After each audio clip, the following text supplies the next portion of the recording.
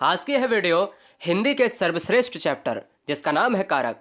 बहुत सारे बच्चे, बहुत सारे स्टूडेंट, हर बहन हर भाई का यहाँ पर कमेंट था कि सर कारक में हमें थोड़ी सी समस्या है, और ऐसी नैनो सेकंड वाली ट्रिक 3 से 4 क्वेश्चन एग्जाम में जो बनते हैं वो आसानी से आप क्वेश्चन को देखते ही परीक्षा हॉल में हल कर पाओगे। तो चलिए वीडियो स्टार्ट करते हैं। स्टार्ट करने से पहले आपको बता दें कि चैनल पर पहली बार है तो सब्सक्राइब कर लें, क्योंकि यह एक आपका परिवार है।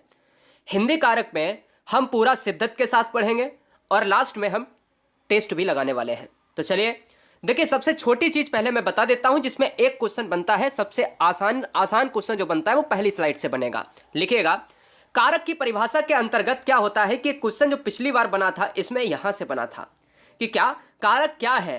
तो कारक जो है वो क्रिया की भूमिका, यानी क्रिया की जो कार्य करता है ना, क्या कर्ता कार्य करेगा और कैसे कार्य करेगा, क्रिया के द्वारा। तो जो क्रिया की भूमिका को निभाने वाला है वही कारक है। कारक का अर्थ क्या है? किसी कार्य को करने वाला, यानी कर्ता जो होगा वो क्रिया को करने में जो भूमिका निभाता है दोस्त, वही क्या है? कारक है।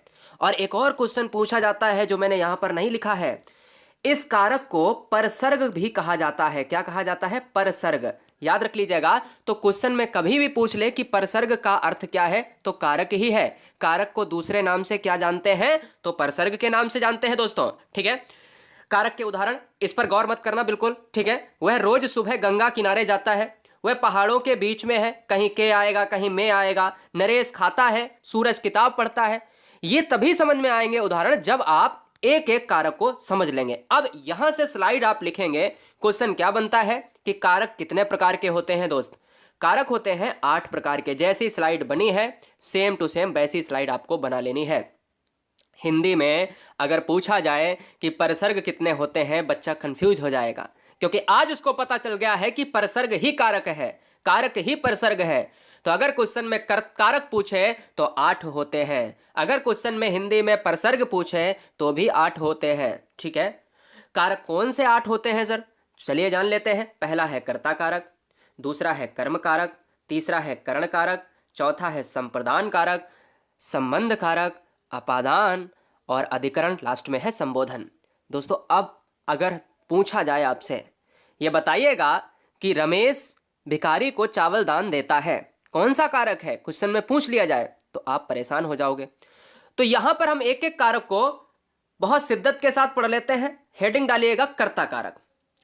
कर्ता कारक की परिभाषा, कर्म कारक की परिभाषा, अधिकरण कारक की परिभाषा, इन सभी से एक एक क्वेश्चन बन जाता है। कभी कभी भाई अमूमन तौर पर देखा जाए तो एक क्वेश्चन दे देगा और पूछ लेगा कि इसमें कारक कौन सा है। यही ट्रेंड चल रहा है, लेकिन पिछले कई सालों से यह पूछा जा रहा है कि उसकी परिभाषा से क्वेश्चन पूछ लेता है और कह देता है कि परिभाषा रख देगा उसकी और कहेगा इसमें कौन सा कारक है।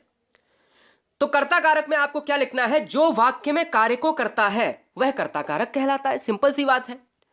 कर्ता वाक्य का वह रूप होता है जिसमें कार्य को करने का पता चलता है। भैया सब्जेक्ट अगर होगा तभी तो कार्य को करेगा, कर्ता होगा तभी तो किसी कार्य को करेगा, तभी तो किसी क्रिया को अंजाम देगा। कर्ता कारक की विभक्ति आपको लिखनी है कि कर्ता कारक की विभक्ति जो होती है वो ने होती है ना। सब्जेक्ट जो है वो ने के साथ जुड़ा है, कर्ता जो है वो ने के साथ जुड़ा है। इस चीज को आप भूले ना। क्वेश्चन में डायरेक्ट पूछ लेता है कि करण कारक की विभक्ति क्या है, कर्म कारक की विभक्ति क्या है, संबोधन कारक की विभक्ति क्या है। तो ये चीजें आपको आनी चाहिए। कर्ता कारक के अगर उदाहरण की बात करें तो मैंने एक नहीं, दो नहीं, बल्कि 4-4, 5-5 एग्जाम्पल लिए हैं। जैसे मेरे मित्र ने आज यह खाना यह खाया था, मेरे मित्र ने आज यह खाया था, तो मैं कैसे पहचानूंगा? मैं दोस्तों वहां की विभक्ति से पहचानूंगा कि इसमें अगर ने आया है तो कर्ता हो जाएगा, क्योंकि कर्ता इंपॉर्टेंट है। रामू ने आज गाड़ी चलाई थी, किसने गाड़ी चलाई थी? रामू ने चलाई थी। विभक्ति किसका लोप हुआ है? ने का लोप हुआ है, इसलिए यहां पर हो जाएगा। टीचर ने आज मुझे बहुत पीटा था या टीचर ने मुझे पीटा था, तो दोस्तों यहां पर ने है, क्या है? विभक्ति है। किसकी है? कर्ता कारक की विभक्ति है। सुरेश ने आज केला खाया था, तो सुरेश ने क्या खाया था? केला खाया था। किसने खाया था? सुरेश ने खाया था। भैया किसकी विभक्ति है? कर्ता कारक। और दीपक ने सुबह आज बादाम खाए थे। आपको 2-2 या 3-3 एग्जाम्पल केवल लिख लेने हैं, मैंने तो आपको 5 एग्जाम्पल बता दिए। ठीक है, चलिए दोस्तों कर्म कारक की तरफ बढ़ रहे। जैसे जैसे हम 8 कारक की तरफ बढ़ेंगे ना, वैसे वैसे कठिन कॉन्सेप्ट आपको मिलेगा। बहुत ध्यान से, अधूरा ज्ञान खतरनाक होता है। मुझे पता है आपको 8 बजे वाली क्लास आप लेते होगे तो वहीं से क्लियर हो गया होगा, लेकिन अगर मैं बताऊं आपको कर्म कारक में, तो वह वस्तु या व्यक्ति जिस पर वाक्य में की गई क्रिया का प्रभाव पड़ता है। देखो अभी क्या था? अभी था कि जो कर्ता है वह अगर किसी कार्य को कर रहा है, अंजाम दे रहा है, वही कर्ता कारक है। लेकिन कर्ता के द्वारा अगर कोई क्रिया की जा रही है और वह कर्म कहलाएगा दोस्तों, उसका क्रिया पर प्रभाव पड़ता है, इफेक्ट पड़ेगा दोस्तों क्रिया पर, वही क्या है, कर्म कारक है। कर्म कारक का जो विभक्ति चिन्ह होता है वो क्या है, कर्म कारक का जो विभक्ति चिन्ह होता है वो को होता है, लोप क्या होता है, को होता है। इसलिए इस चीज को आप आसानी से रट लीजिएगा, कर्ता ने कर्म को। क्लियर है?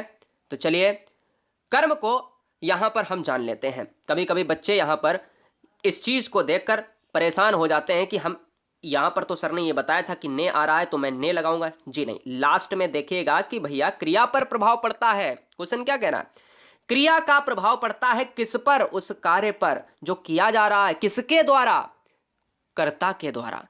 बोले राम ने रावण को मारा, भैया किसने मारा, राम ने। किसको मारा, रावण को। प्रभाव पड़ रहा है, बिल्कुल पड़ रहा है। इसलिए आपको ट्रिक में बता देता हूं कि अगर आप ने और को में कंफ्यूज होते हो तो लास्ट वाले को देखो और आंसर मार दो।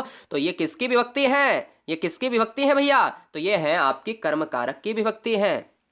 राम ने रावण को मारा, रमेश ने राधिका को तमाचा मारा, माँ ने अपने बच्चे को दूध पिलाया, कुत्ते ने मेरे दोस्त को काट लिया, राम ने घोड़े को पानी पिलाया। तो इसमें को और को और को और को ये क्या है, ये कर्म कारक हो जाएंगे। तीसरे नंबर पर सबसे मोस्ट इंपॉर्टेंट है करण कारक और अपादान कारक, अधिकरण कारक। 3 क्वेश्चन यहां से 3 से हमेशा 2-2 क्वेश्चन बने हैं, नोट कर लो। करण, अपादान और अधिकरण बहुत इंपॉर्टेंट है। करण कारक की परिभाषा भी पूछी जा चुकी है, जिस रूप से क्रिया के करने के साधन का बोध हो। दोस्तों कई बार रटाया है आप सभी को, अगर नए बच्चे हैं तो समझ लें आप कि करण कारक में जो विभक्ति से होती है वो हमेशा साधन के रूप में यूज होती है, और अपादान में जो से होता है वो हमेशा अलगाव के रूप में यूज होता है।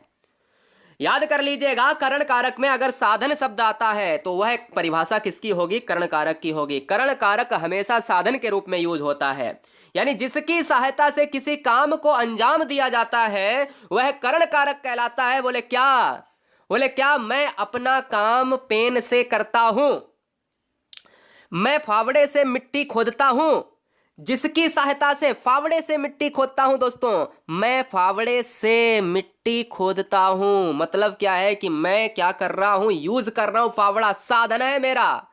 मैं साइकिल से स्कूल जाता हूं, मेरा साधन है साइकिल।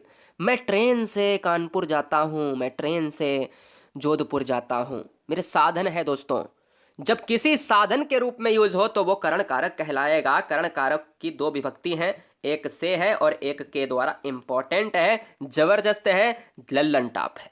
ठीक है, नोट कर लीजिए। करण कारक के उदाहरण में अब देखिए यहां पर क्या था, राम ने रावण को मारा। राम ने, देखो अभी तक अगर मैं कह देता राम ने मारा, राम ने मारा तो हो जाता कर्ता कारक की ने आया। राम ने रावण को मारा तो यहां पर क्या हो गया, कर्म कारक, क्योंकि को आया लास्ट में। अब मैं कर्म कारक नहीं पढ़ा रहा हूं, अब करण कारक पढ़ा रहा हूं। राम ने रावण को बाण से मारा, अब ये और बढ़ गया, लो अब आ गया बाण से मारा। तो यहां पर क्या हो जाएगा, लास्ट वाला फिर से मुझे ट्रिक में देखना है कि लास्ट वाला क्या है। तो से आया है दोस्तों और साधन के रूप में आया, क्योंकि बाण क्या है, साधन है। अभी मैं बता रहा हूं, चिल्ला चिल्ला के बता ही रहा था कि साइकिल से, फावड़े से, ट्रेन से, ये साधन तो है जाने आने के। ऐसे ही मारने का साधन क्या है, बाण है। सिंपल सी बात समझ गए, ट्रिकी वे में समझो। लेटर को पेन से लिखा गया, किससे लिखा गया, पेन से। पेन क्या है दोस्तों, साधन है, इसलिए से आया है। राधा ने, जब तक अलगाव ना हो तब तक अपादान नहीं होगा। राधा ने रोहन से काम करवाया, रोहन क्या है दोस्तों, साधन है। यहां पर राहुल सारा ज्ञान न्यूज़पेपर से लेता है। राधिका ने प्रियंका को डंडे से मारा, डंडा क्या है, साधन है। क्या काहे का साधन, मारने का साधन है दोस्तों, इसलिए यहां पर से क्या है, ये साधन के रूप में यूज हुए हैं। इस चीज पर आप गौर करिए, ठीक है। चलिए संप्रदान कारक की बात कर लेता हूं। तो संप्रदान, दान, दान, दान का मतलब देना। संप्रदान, सब कुछ दे दो। जब वाक्य में किसी, ऐसे ही ट्रिक याद होती है जिस तरीके से मैं बता रहा हूं आपको, सब कुछ दे दो भैया, याद कुछ तो है इसमें बात है कुछ। देखिए आगे क्या बताता हूं। जब वाक्य में किसी को कुछ दिया जाए या किसी के लिए कुछ किया जाए तो वहां पर संप्रदान कारक होता है। संप्रदान कारक के विभक्ति चिन्ह के लिए और को है। ये के लिए एक साथ में आएगा, के लिए और को है। ये को भी इंपॉर्टेंट है, इसके भी एग्जाम्पल मैं दिखाऊंगा आपको। संप्रदान कारक का अर्थ भी पूछ लेता है एग्जाम में कभी कभी। संप्रदान कारक का अर्थ क्या होता है, ऑप्शन ए अलग अलग होना, ऑप्शन बी साधन के रूप में, ऑप्शन सी देने के अर्थ में, ऑप्शन डी कुछ भी है ना, तो कुछ भी दे सकता है आपको। तो देने के अर्थ में क्या होता है, संप्रदान। संप्रदान कारक के लिए क्या आता है, उदाहरण में मम्मी राहुल के लिए खाना लेकर आओ के लिए आया है, संप्रदान कारक है। पापा राधा के लिए नई गाड़ी लेकर आओ, दो एग्जाम्पल लिख लेने हैं, ये 2 लिख लेना है और यहां से 2 लिख लेने हैं। राकेश गरीबों के लिए खाना लेकर आओ, यहां पर हमने क्या कहा, के लिए आता है, तो हमें संप्रदान कारक। अब बच्चा कहेंगे कर्ता ने कर्म को इसमें को आया है, क्यों नहीं दिया आपने? भैया इसमें कर्ता ने कर्म को, इसमें आप कहोगे कि सर कर्म क्यों नहीं आया है, तो भैया सिंपल सी बात है, पढ़िएगा क्या लिखा है। श्याम ने राधा को गिफ्ट दिया, श्याम ने राधा को गिफ्ट दिया, देने का अर्थ होता है, जब देने के अर्थ में क्या आता है, को आता है। देने के अर्थ में दोस्तों को आता है, तो फिर क्या होगा, कुछ भी आप देते हैं, अगर दे रहे हैं उस बीच में अगर से भी आ जाए, को भी आ जाए, ने भी आ जाए, तो सब कुछ छोड़ दिया जाता है, संप्रदान कारक ले लिया जाता है जब किसी चीज को दिया जाता है। रुक्मणी ने राम को गुलाब दे दिया, यहां पर मैं कह सकता हूं कि गुलाब का अगर फूल दिया है दोस्तों तो दिया है ना। भिखारी ने राजा ने भिखारी को कंबल दिए, राजा ने भिखारी को सोना दिया, राजा ने भिखारी को सर्फी दी। तो जब देने की बात होगी तो हम उपहार हो चाहे हम दान दे रहे हो, सब आएगा संप्रदान में। अपादान कारक क्या है, जब संज्ञा या सर्वनाम के किसी रूप से अलग होने का बोध हो दोस्तों, तो वहां अपादान कारक होता है। अपादान कारक की विभक्ति आपको पता ही है कि से होती है। अपादान कारक की विभक्ति से होती है, तो आपको यह भी पता होगा कि करण की विभक्ति भी से होती है, लेकिन आपको पता है कि से चिन्ह करण कारक का भी होता है, लेकिन वहां इसका मतलब साधन के रूप में होता है। ये मैं पहले बता चुका हूं, लेकिन कंफ्यूजन दूर करने के लिए यहां पर फिर से टाइप करना पड़ा। जब संज्ञा या सर्वनाम, नाउन और प्रोनाउन किसी रूप से अलग होने, सेपरेट हो जाते हैं दोस्तों, जब कोई चीज, अगर मैं बात करूं दोस्तों यहां पर एक ही एग्जाम्पल में कोई चीज ये दिखाई जाए कि वो एक ऑब्जेक्ट दूसरे ऑब्जेक्ट से अलग हो रहा है, अपादान कारक होता है, उसमें से का प्रयोग जरूर होता है, लेकिन से आता है कर्ण में भी, लेकिन से कर्ण का यूज होता है साधन में। यहां से का मतलब किसी चीज से अलग होने के लिए होता है, दिखाने के लिए प्रयुक्त होता है दोस्तों, वेरी वेरी मोस्ट इंपॉर्टेंट। चलिए बात करते हैं अपादान कारक के उदाहरण। राम बिल्डिंग से नीचे गिर गया, चूहा बिल से बाहर निकला, चंद्रमा सूर्य से काफी दूर है। मैं समझाऊंगा अभी, लिख लीजिए। बिजली के तार खंबे से नीचे गिर गए, राधा के हाथ से रोटी गिर गई, मेरे हाथ से कल मोबाइल गिर गया।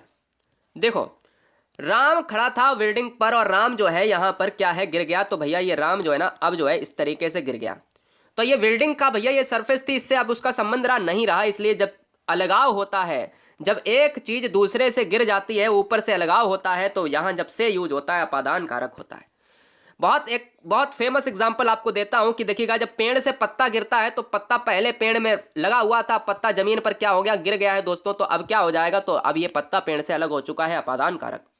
चूहा बिल से बाहर निकला, भैया चूहा था, इसमें रैट घुसा था, अब ये रैट बाहर चला गया, तो मैं ये कह सकता हूं बिल से इसका अलगाव हो गया है, तो ये भैया अपादान कारक। सूर्य चंद्रमा, भैया सूर्य चंद्रमा, एक चंद्रमा है, सूर्य है, और यहां पर मैं कह सकता हूं मून और सूर्य से काफी दूर है। अगर मैं कह दूं भैया पृथ्वी अर्थ की बात कर लूं तो दोनों से दूर है काफी, तो यहां पर भी क्या है, अलगाव है, अपादान कारक। बिजली के तार खंबे से नीचे गिर गए, बिजली के तार अभी तक खंबे में लगे थे, अभी क्या हो गया, यहां से पोल से टूटा, अब ये नीचे आ गया, तो ये यहां से इसका क्या हो गया, अलगाव हो गया। राधा के हाथ से रोटी गिर गई, अभी तो राधा के हाथ में रोटी थी, अब ये गिर गई नीचे, तो जमीन में आ गई, है ना। और मेरे हाथ से कल मोबाइल गिर गया, मेरे हाथ में मोबाइल था, अब ये गिर गया नीचे, सिंपल सी बात है। संबंध कारक देखिए, लास्ट में हम क्वेश्चन भी लगाने वाले हैं। संबंध कारक देखिए कि संज्ञा या सर्वनाम का वह रूप जो हमें किन्हीं दो वस्तुओं के बीच का संबंध के बोध की बात करता है। सिंपल सी बात है कि भाई संबंध है तो संबंध के बीच की बात जरूर करेगा, संबंध के बीच की बात जरूर करेगा। कैसे करेगा, ये सबसे सिंपल है, सबसे सिंपल अगर देखा जाए कारकों में तो सबसे सिंपल यही है। संबंध कारक के विभक्ति चिन्ह बहुत है, काकी के, रारी रे, नानी ने, कैसे याद करोगे। देखो एग्जाम्पल में अगर देखा जाए कि यह बाइक पूजा की है, वह राम की बेटी है, राधा ने मोबाइल फेंक दिया, बच्चे का सिर दर्द कर रहा है, वह सुनील की गाड़ी है, रोहन का घर गांव में है। अब आप कहोगे सर समझ में नहीं आया। दोस्तों संबंध कारक की नीचे ट्रिक लिखिएगा कि देखिए जब भी कोई भी आपको वाक्य दिया जाए तो उसमें अपनत्व का बोध होता है। वही जैसे आप कह दो ये मेरी गाड़ी है, ये मेरा बच्चा है, ये मेरे पिताजी हैं, ये मेरा घर है, ये मेरी बाइक है, ये मेरी बीवी है, ये मेरा पति है, तो क्या है, ये जब मेरा मेरी ये क्या है, अपनत्व की, उससे अगर रिलेशन है मेरा तो ये क्या हो जाएगा, ये बाइक पूजा की है, ये राम की बेटी है, राधा ने मोबाइल फेंक दिया, उससे उसका जुड़ाव था। बच्चे का सिर दर्द कर रहा है, काकी के रारी रे नानी ने, वह सुनील की गाड़ी है, रोहन का घर गांव में है, उसका घर गांव में है, किसका, रोहन का घर है, उससे जुड़ाव है। सिंपल सी बात है। अधिकरण कारक वेरी वेरी मोस्ट इंपॉर्टेंट, और ये दोस्तों सबसे इंपॉर्टेंट माना जाता है अधिकरण। संज्ञा का वह रूप जिससे क्रिया के आधार जब भी साधन का प्रयोग हो, तो दोस्तों करण कारक जब भी आधार का बोध हो तब अधिकरण कारक। नोट कर लीजिए, आधार का बोध हो तो अधिकरण कारक होगा। आधार अधिकरण, आधार अधिकरण, ट्रिक क्या हो गई, आधार अधिकरण। भूलोगे तो नहीं भूलोगे। इसमें विभक्ति में आती है और एक पर आती, दो विभक्ति हैं। भीतर, अंदर, ऊपर, बीच आदि शब्दों के लिए प्रयोग किया जाता है। भाई कोई भी ऑब्जेक्ट अगर कमरे के अंदर है तो हम में का यूज करते हैं, कोई अगर छत के ऊपर है तो पर यूज करते हैं। सिंपल सी बात। राम कमरे में है और राम छत पर है, तो जब छत की बात होगी तो दोस्तों पर, और कमरे की बात होगी तो में होगा। जैसे मछलियां पानी में रहती हैं, जमीन पर होंगी मछलियां तो पर आएगा, और पानी में रहेंगी तो अंदर के लिए में आएगा। घर के अंदर दीपक जल रहे हैं, ठीक है ना। जब भी अंदर का, भीतर का, ऊपर का बोध हो तो अधिकरण कारक आपको लगाना है, जरूरी नहीं में और पर आए। राम ने क्लास बीच में छोड़ दी, राम ने क्लास बीच में छोड़ दी तो में। राधा के घर के अंदर, अंदर देखो आया अंदर। अब आप कहोगे कि सर अधिकरण कारक में ये भी कॉन्सेप्ट होता है। बिल्कुल सर जी होता है, इसीलिए तो मैं पूरी तरीके से पूरा ज्ञान दे रहा हूं कि भीतर, अंदर, ऊपर, बीच, ये क्या है, ये अधिकरण कारक। क्योंकि यह आधार का, कि उस समय क्रिया जो हो रही है उसका आधार क्या है, भीतर है, अंदर है, ऊपर है या बीच में है। तो ये पूरी तरीके से एकदम डीपली में आप पढ़िए, ठीक है। राम छत पर है, पिताजी कुर्सी पर बैठे हुए हैं, कुर्सी पर बैठे हुए, ऊपर बैठे हुए। मेरी बात समझ रहे, चीजों को बहुत अच्छी तरीके से पढ़े। संबोधन कारक लास्ट रहेगा और आज का यह है, फिर हम क्वेश्चन स्टार्ट करेंगे, लगभग 4 से 5 क्वेश्चन लेंगे। संज्ञा या सर्वनाम का वह रूप जिससे किसी को बुलाने, पुकारने या बोलने का बोध होता है तो वह संबोधन कारक कहलाता है। संबोधन कारक में अरे, हे, अजी आदि विभक्ति चिन्ह होता है। इसका प्रयोग वाक्य के प्रारंभ में होता है। संबोधन कारक में अरे आता है, हे आता है, अजी आता है, आदि विभक्ति चिन्ह जो होते हैं तो उसमें हम क्या कहते हैं कि भाई संबोधन कारक है। बहुत सिंपल है, इसमें आपको ज्यादा लिखने की जरूरत नहीं है। देखिए इसका सिंबल आपको मैं बता देता हूं कि इसका सिंबल क्या होता है। अरे में आप देखते हैं, अरे में ये लग गया, अरे, हे भगवान, अरे, हे, ये क्या है, ये सभी दोस्तों संबोधन कारक के हैं। चिन्ह ये यहां पर, अच्छा कभी कभी यहां पर लिख देता है अरे और चिन्ह नहीं लगाता है, तो भी आपको ये देखना पड़ेगा कि ये किसका है, ये संबोधन कारक का है। अरे रमेश तुम क्या कर रहे हो, अरे राम यह क्या हो गया, हे भगवान हमारे साथ ऐसा क्यों किया, अरे बच्चों इतना शोर मचा रहे हो, क्यों मचा रहे हो, अरे तू इतना बड़ा हो गया क्या, है ना। तो मैं ये कह सकता हूं संबोधन कारक हो जाएंगे दो। वह कुल्हाड़ी से वृक्ष काटता है, इस वाक्य में से किस कारक की विभक्ति है, तो दोस्तों ये बताइए, इससे अलगाव के लिए हुआ है, नहीं दोस्तों करण कारक है। बहुत सारे बच्चे कहेंगे सर पेड़ अलग हो गया, अरे पेड़ अलग क्या हो गया, कोई जरूरी है पेड़ अलग हो गया, काटे ही तो रहा भी तो पता चले एक ही कुल्हाड़ी मारी हो उसने। अरे भैया किससे काट रहा है ये देखना है, कुल्हाड़ी से काट रहा है, पेन से पत्र लिख रहा है, किससे लिख रहा है, पेन से लिख रहा है। राहुल दुबई के लिए रवाना हो गया, पंक्ति में कौन सा कारक है, तो आप कहोगे सर अपादान हो जाएगा, अरे अपादान तो है नहीं, इसमें देखो विभक्ति क्या है, तो के लिए विभक्ति है। अगर के लिए विभक्ति है तो फिर संप्रदान कारक हो जाएगा मेरे लाल। नेक्स्ट, क्रिया का आधार सूचित करने वाला कारक है। क्रिया का आधार सूचित करने वाला कारक दोस्तों है कर्ता कारक, करण कारक, अपादान कारक, अधिकरण कारक। तो दोस्तों मैं बता देना चाहता हूं कि क्रिया के आधार का मतलब है अधिकरण, आधार अधिकरण, मैं कई बार बता चुका हूं, आधार अधिकरण, ठीक है। चलिए 5 क्वेश्चन है आप सभी के लिए। क्वेश्चन करा 4, रेखांकित का आपको कारक बताना है। मेढक को पत्थर से मत मारो, मेढक को, कर्ता ने कर्म को। अब आप कहोगे कर्म आना चाहिए, लेकिन क्या मैंने यही ट्रिक बताई थी, नहीं ना। मैंने तो ये बताई थी कि अगर को और से लास्ट में आता तो लास्ट वाला मुझे ट्रिक के रूप में लेना है। राम ने रावण को मारा और राम ने रावण को बाण से मारा, तो मैंने कहा था कर्ण कारक आएगा। इसी तरीके से मेढक ने, यानी राम ने मेढक को मारा और राम ने मेढक को पत्थर से मारा, तो सिंपल सी बात है कि ऑप्शन जाएगा किसके साथ, सी के साथ। माँ बच्चे को दूध पिला रही है, माँ बच्चे को दूध पिला रही है, तो दोस्तों इसमें आ जाएगा कर्म कारक, क्योंकि इसमें कर्ता ने कर्म को डायरेक्ट लिया है। 5 क्वेश्चन में लास्ट में आपके कितना स्कोर है ये भी बताएं। चैनल को सब्सक्राइब करने के लिए दिल से धन्यवाद।